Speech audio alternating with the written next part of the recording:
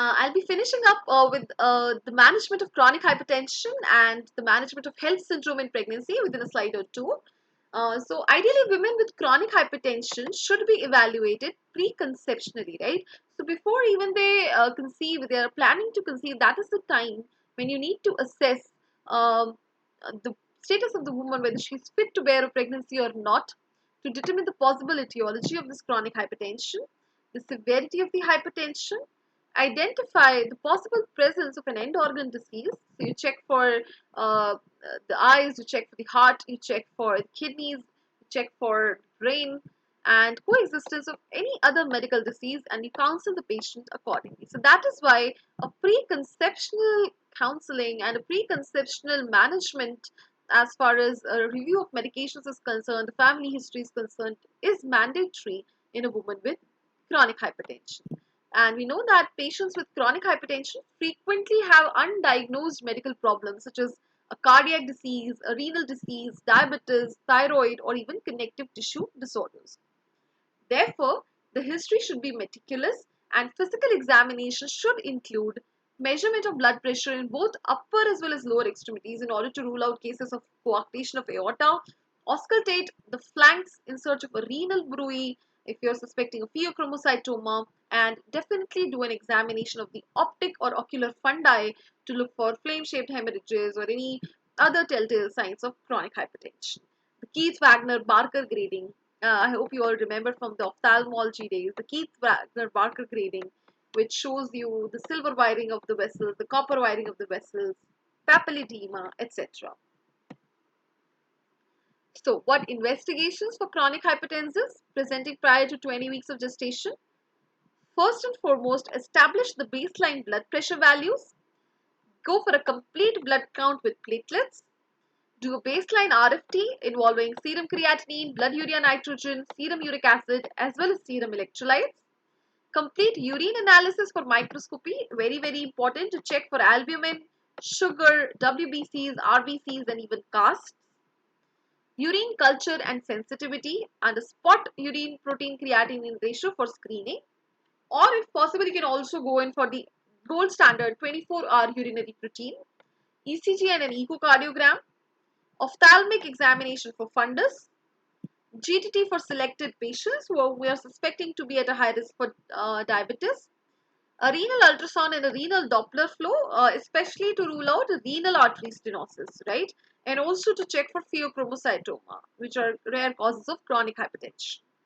And a fasting-free plasma metanephrine or a 24-hour urine metanephrine specific for pheochromocytoma, and ultimately serum potassium levels and a plasma renin activity, the latter if possible, and if you're in a setup where you can do it.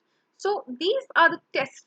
I know it's a hell lot of a testing panel which needs to be done, but chronic hypertensives need to have the underlying cause revealed so that we understand the etiology behind this chronic hypertension and manage it accordingly. So you check for BP, go for CBC, RFTs, urine analysis, both routine microscopy as well as culture sensitivity, 24-hour urine protein assessment, ECG, echocardiogram, ophthalmic examination or fundoscopy, GTT, renal ultrasound, renal Doppler, plasma metanephrine levels, and plasma renin activity. How do you manage these women? So, based on the blood pressure, if the reading is less than 150/100, let me change the marker pen here. Yeah, if the reading is less than 150/100 and there are no risk factors, so the woman is stable and you can continue outpatient management and deliver at term. If the BP is less than 150/100 but there are risk factors present, or if the BP is more than 150/100, you start her off with antihypertensive treatment, which can either be a beta blocker, a calcium channel blocker, methyl dopa, or a combined alpha and beta blocker like labetalol. After you've started her off with the antihypertensive therapy, you do a self-monitoring of blood pressure, ultrasound for fetal growth every 3 to 4 weeks. So serial growth scans are required. A uterine artery Doppler at 20 weeks and an umbilical artery MCA Doppler at 28 weeks to look for any evidence of uteroplacental insufficiency and subsequent fetal growth restriction. If stable, again manage in an outpatient setting, deliver at term. If unstable or develop some amount of complications, admit to the hospital, and may need an early delivery. This is how you manage women with chronic hypertension. Check for the BP, check for the risk factors, institute an antihypertensive therapy, advise her for self-monitoring of blood pressure, do serial growth scans, pick FGR and uteroplacental insufficiency early. If everything keeps on to be stable, deliver at term, maintain outpatient. If not, unstable, the woman becomes unstable or develops complications, you may advise her to get admitted to the hospital and institute an early delivery for this patient. So, lastly, the management of HELLP syndrome. The principles of management are more or less same as that of preeclampsia and eclampsia. Anti-seizure prophylaxis with magnesium sulfate is definitely recommended.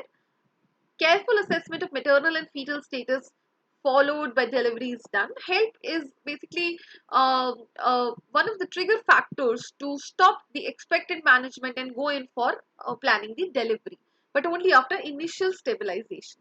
You may administer corticosteroids, one because it improves the perinatal outcome by decreasing intraventricular hemorrhage, decreasing the risk of enterocolitis, necrotizing enterocolitis, and increasing the pulmonary maturity, decreasing the risk of RDS, bronchopulmonary dysplasia. And also it empirically also improves the maternal platelet count and urinary output. Cesarean section is the common mode of delivery. Epidural anesthesia can be safely used if the platelet count is more than 1 lakh or ideally more than 75,000 to 80,000. You can use it. While performing a C-section, be very cautious of the fact that she can have a bleeding tendency. So you keep the uterovesical fold open. You do a C-section, you always put in drains so that if there is any amount of oozing because of a platelet dysfunction or a thrombocytopenia, that is taken care of. And ultimately, platelet transfusion should be given if the count is less than 50,000. We advise 4 PRPs or one single donor platelet or a jumbo platelet just before the skin incision is given in order to restore her capability of clot formation and preventing her to land up in DIC. So that is how you manage a HELLP syndrome woman. And this was all from my side. I know it's been an elaborate topic and we've discussed the nitty-gritty of the subject. I've tried to keep it as simple as possible, but ultimately hypertensive disorders of pregnancy are an intricate topic in itself, and therefore, despite the fact that I've tried to keep it more understandable, there are things and facts which you need to remember. You need to look at charts, you need to recall it again and again. Then only you'll be getting an insight into this very important topic in obstetrics and gynecology. Thank you all for a patient listening. Bye bye.